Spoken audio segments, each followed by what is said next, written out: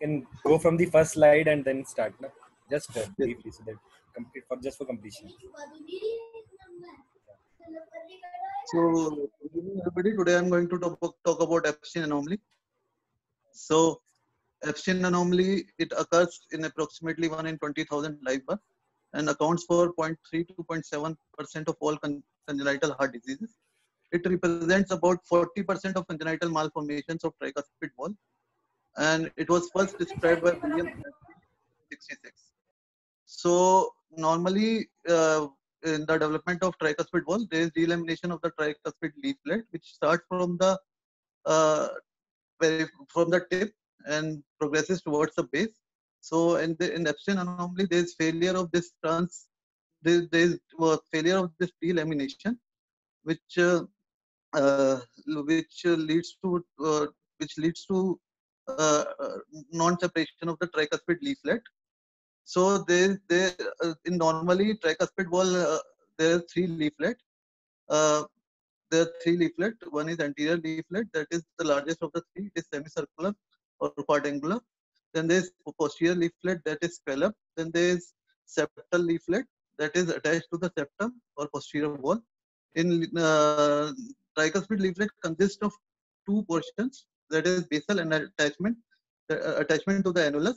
Then there is peripheral zone into which chordae tendineae insert, and there is clear zone in between the basal attachment and the peripheral zone. So so this Epstein anomaly, it is not just the disease of the tricuspid wall, it is also the disease of the right ventricle.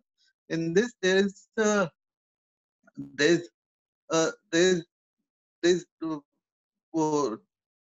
there is displacement of the annular ring, that is towards the apex, but this displacement is not linear. This displacement is this displacement was in spiral nature or rotational. So the the annulus moves towards the RVOT or towards the infundibular part of the right ventricle. As here we can see different location of the annulus. So in this we can see the displacement of the tricuspid wall is not linear. It is moving in a rotational manner towards the RVOT. So basic anatomy of Epstein anomaly is there is adherence of the septal and inferior leaflet to the underlying myocardium because of the failure of delamination. Then there is downward displacement of the functional annulus. Then there is dilatation of the atrialized portion of the right ventricle, which along with the degree of thinning of the free wall. Then there is redundancy, fenestration, and teething of the anterior leaflet, and dilatation of the right atrioventricular junction, that is true tricuspid annulus. That is true tricuspid annulus. Then in Epstein anomaly, right ventricular can be divided into two parts, that is inlet portion or the trabecular or outlet portion. The inlet portion functions as is also called as atrialized portion of the right ventricle and can be disproportionately dilated and may be aneurysmal, while the trabecular or outlet portion functions as a true right ventricle. Uh, and there is dilatation of the true annulus. Here we can see different. Here we can see the dilatation in the cases of Epstein anomaly. True dilatation of the normal annulus portion in the cases of Epstein anomaly. Then abnormalities of the left sided of the heart associated with Epstein anomaly. It is reported in 39% of the patient. Derangement of the left ventricular geometry, impairment of the systolic and diastolic function, and non-compaction are generally associated. There is associated superior systolic displacement of the mitral wall that mainly occurs because of normal mitral wall in the small left ventricular cavity. The decrease in systolic function of the left ventricle is mainly because of the abnormal shape, impaired diastolic filling due to impaired diastolic filling, and increase in fibrous content of the free wall and ventricular septum. So Epstein anomaly can be classified into four types. that was first given by Carpenter et al. In 1988. Type A, that is most common. It is uh, sufficient amount of functional right ventricle is there with the mobility of anterior tricuspid leaflet is there. Then there is type B, when the when the right ventricle is larger and the functional right ventricle is smaller, and but the movement of anterior leaflet of tricuspid valve is there. Then there is restricted movement associated with small size functional right ventricle, and then there's type D, in which right functional right ventricle is only limited to the infundibular part, and there is no leaflet motion. Uh, then there is one more classification, that is surgical classification, that is given in Moss and Adams. It is almost similar to this Carpenter et al. Classification. Epidemiology, it is, as I've told earlier, it is 0.3 to 0.8% of all congenital heart disease. It is equal in male and female in occurrence. It has been seen that relative risk of Epstein anomaly is increased by 500-fold in offspring exposed to lithium in utero. But later on, it was found that it is only 28-fold increase. Mortality in neonatal period with patients suffering from Epstein anomaly is 20 to 40%, and it is and survival up to 5 years is less than 50%. Mortality at all ages combined is 12.5%. So etiologically and genetical factors associated with Epstein anomalies are: it is more common in twins. It may be associated with family history of congenital heart disease. It is also associated, as I've told earlier, to lithium therapy. But it has been seen that it is also associated with exposure to benzodiazepines. Familial Epstein anomaly can be present, but it is very rare. So what happens physiologically in Epstein anomaly? There is RB impairment, which because of regurgitation through tricuspid wall, and there is decrease in forward flow through the right side of the heart. Then there's atrial contraction is increased. Atrial portion of the right ventricle balloons out.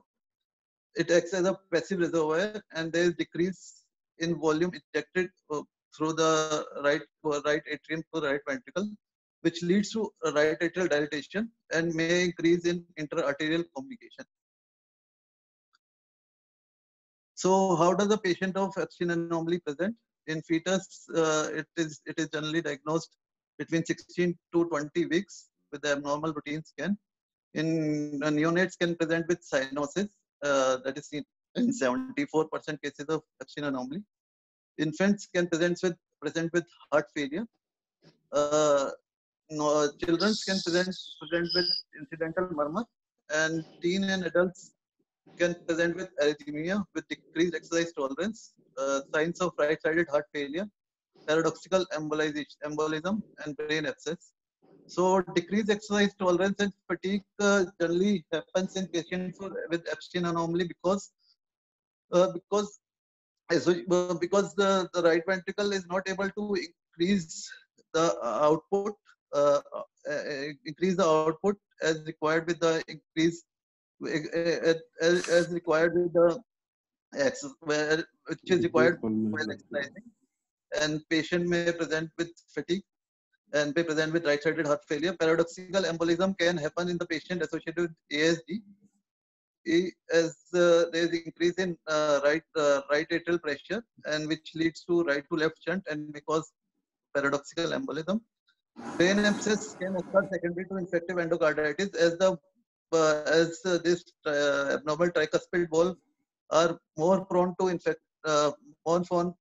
more prone for formation for vegetation, as the flow of blood is very slow and very slow in such cases. Conduction system. This is one of the disease, one of the congenital disease, congenital heart disease that is almost always associated with. Just a minute. The previous slide. You said Yes. infective endocarditis, no? Yes, sir. The chances of infective endocarditis are very less in case of Epstein anomaly as compared to other So, but conditions. because the tricuspid Because the recurrent flow across the tricuspid valve is actually a very low velocity flow, no? Yes, sir. Less.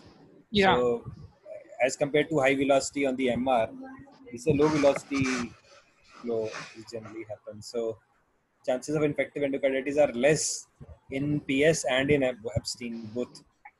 So, what, There are other causes of paradoxical embolism. Paradoxical embolism leading to secondary infection going right to left and lodging onto that particular things, causing brain abscess as a more common etiology than infective endocarditis.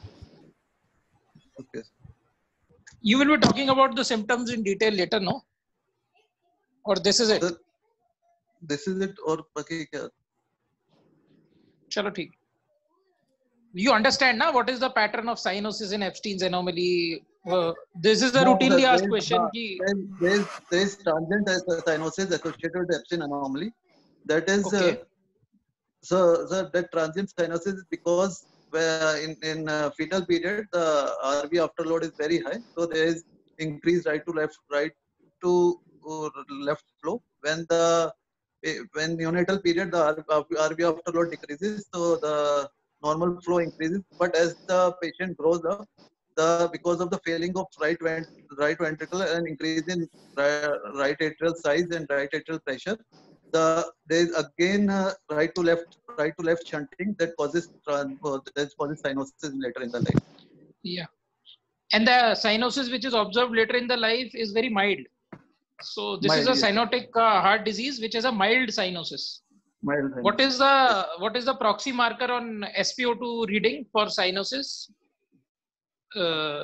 Like which is considered specific or important enough to do surgery? This is also asked. Important enough to do surgery. So when you will be discussing about the indications of surgery, so there is one SpO2 level. Like for Epstein, it is very specific. Whether it is cardiomegaly, whether it is cyanosis, you have to also tell us. Because patients are not cyanotic per se, but their SpO2 suppose is 88%. So is it an indication for surgery? So the indication for surgery is right heart failure. उसमें तो different indications है, right heart failure है. So you remember it, SpO2 less than 90% is considered as one of the indications. Okay? Even if the patient is not grossly cyanotic. Similarly, when we'll be discussing management, we'll be talking about cardiomegaly also. At what age, what CT ratio is an indication for surgery. This is always important in Epstein's. So management. What is your next slide actually? Are we discussing same question? Are we discussing clinical presentations next? Sir, next slide. So after this. Yes, okay. So I have a question. You go to the previous slide. Yes, sir. So here we have, you have understood now what is the problem with pre-excitation issue? Because the fibrous ring is not there, there is a connection. So what is the most common type of WBWC here? This is a commonly asked question. Type B. You just tell me what is the pathway. So what pathways are more common? So the posterior lateral pathway or posterior septal and posterior lateral pathway are more. So right posterior lateral followed by right posterior septal followed by Mahir. This is the sequence. Yes, sir. Yes, sir. Okay. So, and why, sir, why it is very dangerous? Now, do you understand what is the mortality in a non-Epstein's WBW and why it suddenly increases in an Epstein's WBW? Yes, sir. So in Epstein WBW, this pathway may lead to polymorphic ventricular tachycardia also. Why? Because monomorphic. Yes, sir. In this, because of atrialized portion of right ventricle के अंदर जो cardiomyocytes होते हैं, there is much injury and there is unidirectional heart block. So it is more prone to polymorphic ventricular tachycardia than monomorphic ventricular tachycardia. And इसमें polymorphic ventricular tachycardia में further integrate to ventricular fibrillation. So the correct answer to this question is कि as these patients are more prone for WPW, these patients are equally or even more prone for atrial fibrillation and atrial flutter because of increased RA size. So atrial flutter in the presence of WPW may degenerate into ventricular flutter because there is no AV node decremental conduction. But वो तो that is why atrial supraventricular tachycardia सब वो तो है ही sir, बस इसमें ये भी था कि polymorphic ventricular tachycardia are more common than monomorphic ventricular tachycardia, क्योंकि जो इसके अंदर पल्लोफ में लिखा है कार्डियक मायोसाइट जो होते हैं वो यूनिडायरेक्शनल हार्ट ब्लॉक में होते हैं और उसमें जो आइसोलेटेड होते हैं कार्डियक मायोसाइट तो री एंट्री रोकते हैं वो, जिसकी वजह से इन केसेस में पॉलीमॉर्फिक वेंट्रिकुलर टैकीकार्डिया ज्यादा होता है और वेंट्रिकुलर फिब्रिलेशन ज्यादा होता है. Sure. इसका रीजन ट्राई टू अंडरस्टैंड ना, इसमें कोई one we know the pathways are more, we know the annulus is supraventricular reasons, we know why there are, whenever there is a VT it will degenerate into polymorphic VT. Why? The reason you have told it, but let's be more specific. What happens? Because the atrialized right ventricle is having right ventricular muscles. atrialized part है basically, उसमें right ventricular muscles है, तो उसमें जैसे ही mechanical stimulation होगा, क्योंकि from SVT supraventricular pathway to that atrialized pathway there is no fibrous ring to protect it ना, कोई ring तो है नहीं, तो सारा atrial conduction will get transmitted to the atrialized myocardium. Or atrialized myocardium which is present in the atrialized part of the ventricle, so it will lead to simulations of varied stimulations. This will lead to a polymorphic VT in case of Epstein anomaly. That is why WPW of a normal patient vis-a-vis WPW or supraventricular tachycardias of Epstein, the Epstein have more ominous results. No, they rapidly degenerate into ventricular fibrillations because, as you said, one, एक तो atrialized part में muscles हैं ventricular जो polymorphic VTs करेंगी, और जो myocytes बचे भी हैं ventricular part में, those myocytes have got बीच-बीच में fibrous elements बीच-बीच में जा रहे हैं, so they are actually like they are standing between standing like islands, no? Yes sir. So बीच-बीच में conduct होंगे और एक ही तरफ को direct करेंगे, आसपास fibrous ring है उनको protect करने के, so they will conduct only in one direction. So that is the reason that these degenerate very rapidly. So one has to be very careful whenever there is having tachycardias in case of Epstein. Yes, what is the cause of chest pain in case of Epstein patient presenting with chest pain? What are the causes? Sir, in Epstein, it is generally seen that pericarditis is mostly related to Epstein, sir. Yeah. Why pericarditis is related to Epstein? Sir, because there is fibrinous deposition in the ventricular wall, sir. क्यों? समझने की कोशिश करो ना, तुमने पढ़ा हुआ लग रहा है लेकिन समझ नहीं रहा. What is atrialized portion है? फिजियोलॉजी क्या है? एट्रिया किक कर रही है, वेंट्रिकल नीचे फंक्शन कर रही है, बीच में एक बॉल्ड सा एरिया है which is atrialized part of the ventricle. That particular part is acting like a recess. Gradually वो बड़ा होता चला जाएगा. It will keep on increasing, and as it increases anteriorly, it is going to rub the myocardium.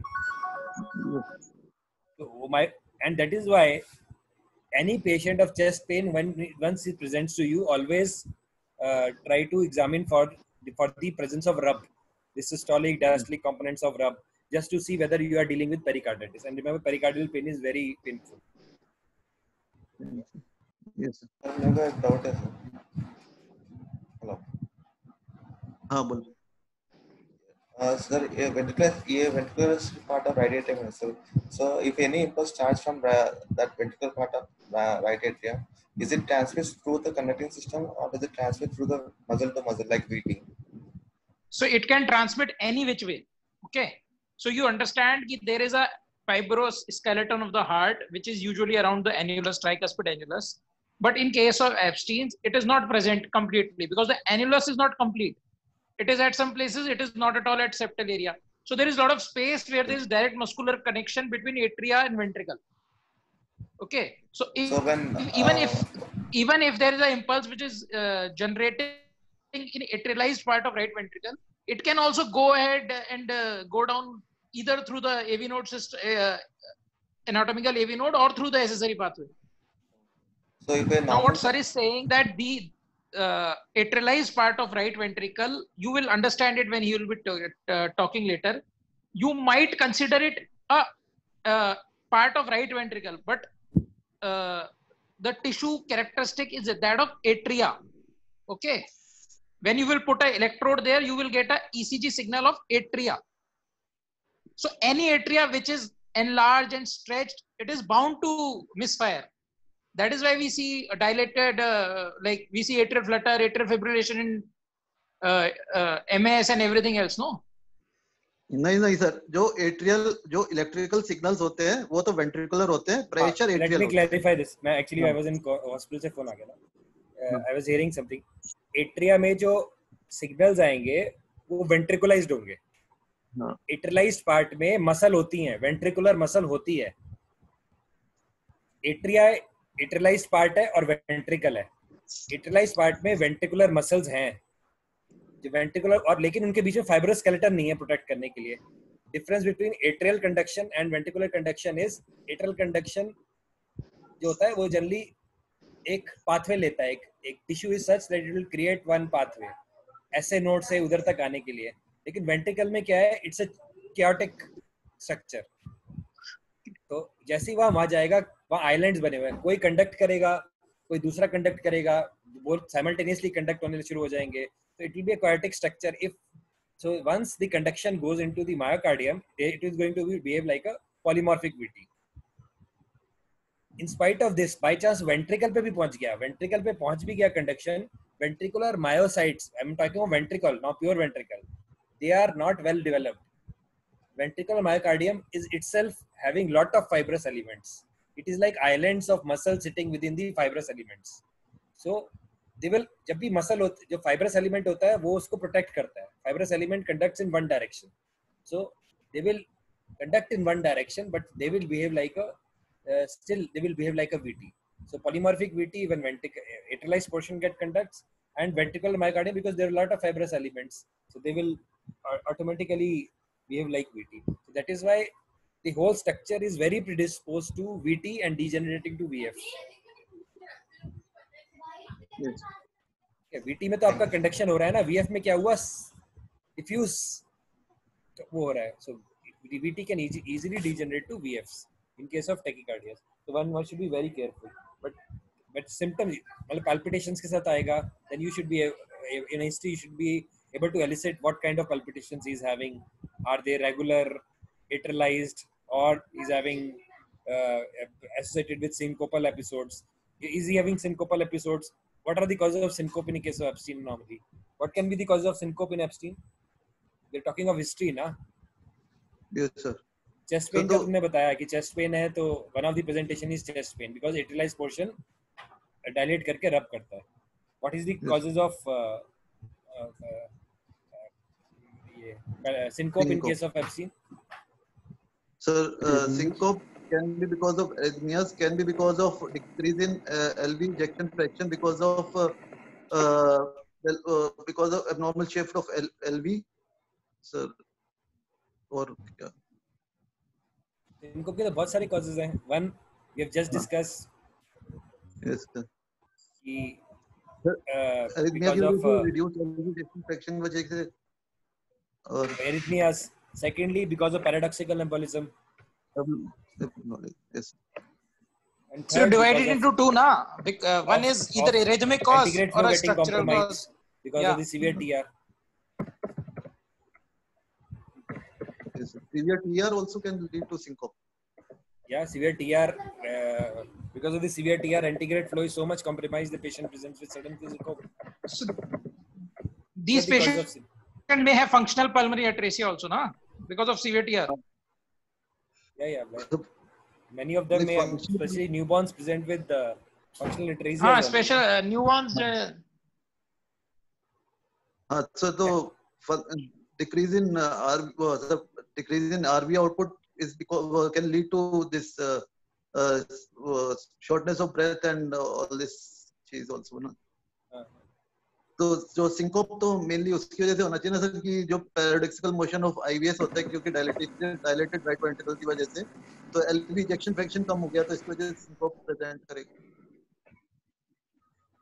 LV injection fraction is compromised, but generally is never compromised to such an extent that it leads to syncope. Actually, it is not, well, theoretically yes, but practically it is never compromised. कभी LV, it is one of the cause of LV dysfunction, but कभी भी EF ऐसा नहीं मिलता है 5% मिल रहा हो 10% मिल रहा हो.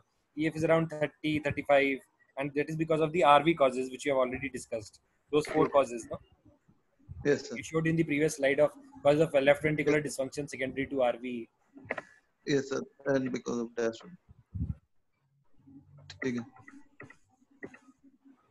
So it is generally seen that arrhythmias are more common in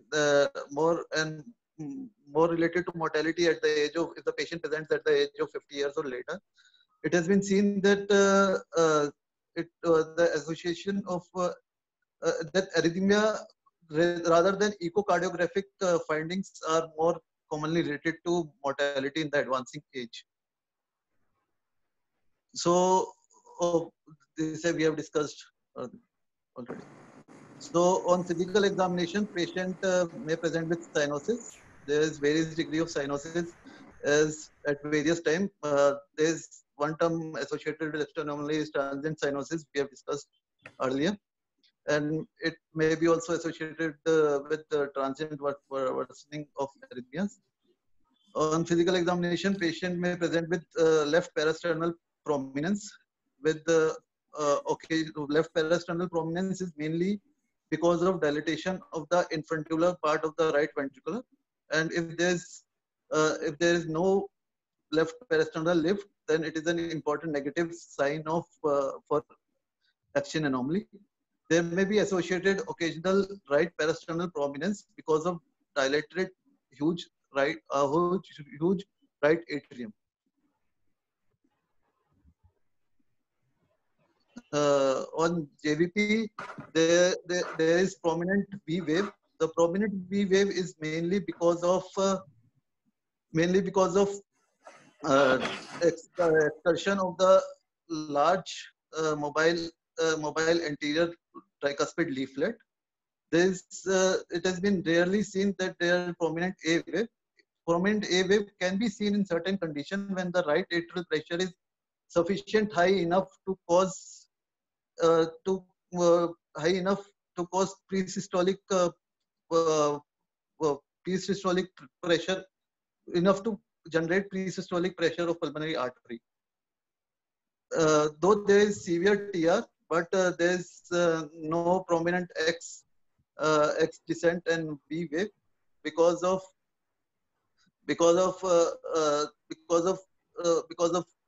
low pressure TR with the atrialized part of right ventricular is thin and right atrium is sufficient large enough to accommodate the large tricuspid regurgitation. So, can you summarize the findings in JVP? Yes, sir. There is large C wave. Sir, Why? then JVP is raised or not to begin with? Sir, JVP is raised,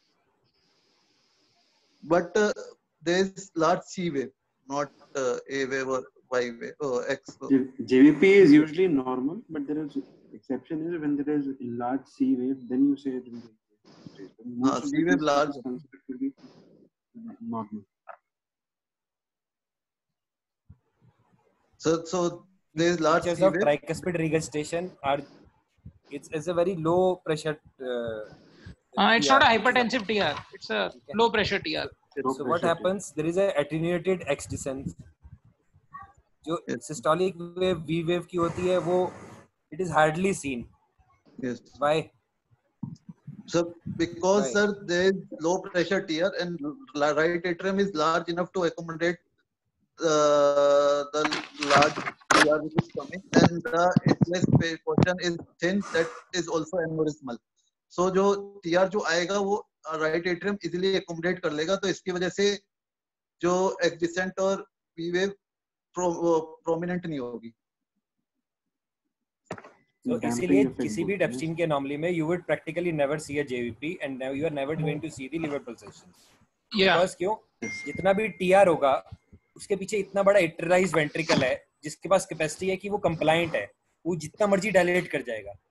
So whenever there is a TR, atria is going to accommodate everything. There is hardly anything which goes to the veins to manifest. That is why you never see a prominent A wave or prominent V wave normally in normal Epsteins, in a case of Epstein anomaly. Now, suppose you are getting a very prominent pulsations in case of JVP, in case of Epstein anomaly. What can be the cause? Causes can be, there may be complete right ventricular failure, and right atrial contraction is sir, मतलब कि the pressure of right atrial contraction is large enough to cause this. Doctor साहब इतना बड़ा एट्रियलाइज part होता है, it is never possible कि वो right ventricular failure इसकी तरह मैनिफेस्ट हो. हाँ, unless it is free, it is there is nothing going forward. Patient is very, See, very I think if it is Carpentier class A with a restricted ASD, in that case, it does not make a difference because atria are very much compliant. If you are getting very prominent pulsations in JVP, it can be a stenosed or a imperforate orifice of the tricuspid valve. That means you are getting atrial kick which gets transmitted. Atria contract कर रहा है और वो kick आपको दिख रही है. So if you are getting a JVP which is significantly raised, you must always think of a stenotic tricuspid valve. Stenotic tricuspid valve, there is a large Epstein valve, anterior leaflet which is there. There is a posterior leaflet and septal leaflet which are fixed. और कई बार क्या होता है, anterior leaflets की भी जो margins होते हैं, they get entangled. So stenosis is one of the features of tricuspid valve, Epstein valve. So if you're getting Yes, sir, A wave, you should always think of stenosis of the tricuspid valve. Yes, sir. This type of morphology only was first described by Epstein, sir, when he found out he was stenosed tricuspid valve. So it is also stenosed tricuspid valve is one of the entity, but जब भी JVP prominent होगी, you should start thinking of stenosed valve. Yes, sir. So atrial pulses are अच्छा, usually prominent normal. C waves क्यों होती हैं? What is the reason of prominent C waves? So prominent C Normally wave is C waves mainly क्यों होती हैं? sir, it is because of some motion of the large नहीं, normally क्या होती है सर? Normal heart में C waves क्यों होती हैं? Normally, sir, it is because of ballooning of the tricuspid valve towards the right atrium, sir. It produces C wave. Go back to your tracing ACV waves. Yes, sir. Sir, so in this there is atrial kick is towards the end of diastole, है ना? जब atria ने kick लिया, valves close हो गए, valve close होने के बाद सिस्टली शुरू हुई और सिस्टली में जब वेंट्रिकल ने कॉन्ट्रैक्ट किया तो the whole of the annulus gets bulged into the atria और वो थोड़ा सा C wave बना देता है. V wave you all know because वो तो TR में आएगा जब अच्छा खासा सिस्टली जब कॉन्ट्रैक्ट कर जाएगा. What happens in Epstein is anterior leaflet is very mobile. Yes. So as the ventricle contracts, every function is done by the anterior leaflet. So if anterior leaflets bulges significantly because it has got very good motion, it is sail-like. It bulges into the atria, and then it is the only thing which creates a C wave. Remember that C wave is not very well apparent on JVPs. It is so. Yes, hemodynamically it creates a very prominent C wave, but in practically presenting a case in exam, your JVP most likely would not be raised. If it is raised, you have to think of stenosed valve. Yes. To appreciate a prominent C wave is which one is a very good sign, one is a very bad sign. If it's a very prominent C wave and a very good anterior leaflet, it's a very good sign because the patient will be absolutely nice. अच्छे से co-opt कर रहा होगा तभी तो tricuspid इतना mobile सा leaflet है और सी वेव प्रोमिनेंट आ रहा है. बैड एब्स्टीन्स इसमें एंटीरियर लीफलेट भी गया होता है, उसमें सी वेव प्रोमिनेंट नहीं होती है. So JVP would be raised, patient would be hardly any antegrade flow which be there. Atrialized dilate, purports इतना dilate हो गया है कि atria भी अब dilate होने लग गया है और IVC आगे push ही नहीं कर पा रहा है. So that is called ventricalization of those pressures. No, ventricalized pressures हैं, यानी atrialized part के भी pressures हैं वो almost 40-50 इस तरह से हैं, यानी atria pressure is 40-50 है. The mean pressures is raised very late stage. In general, it is not that. In general, you don't find a JVP. So Epstein में JVP पे normally comment करना. ठीक. Got the point? No, it is clear with everybody. No? Yes, sir. Yes, sir. Okay. So this meeting will end in 2 minutes, it seems. You continue. We will see if it ends. Okay. So atrial pulses are usually normal, maybe of a diminished volume because of reduction of LV output. Heart sounds on auscultation. First heart sound is widely split with loud tricuspid component. This widely split first heart sound is mainly because of delayed closure of the large extraction of the mobile anterior leaflet, and there may be only single heart sound may be heard, that is because of tricuspid leaflet, as the mitral component may become soft because of prolonged PR interval. So second heart sound is usually normal, but may be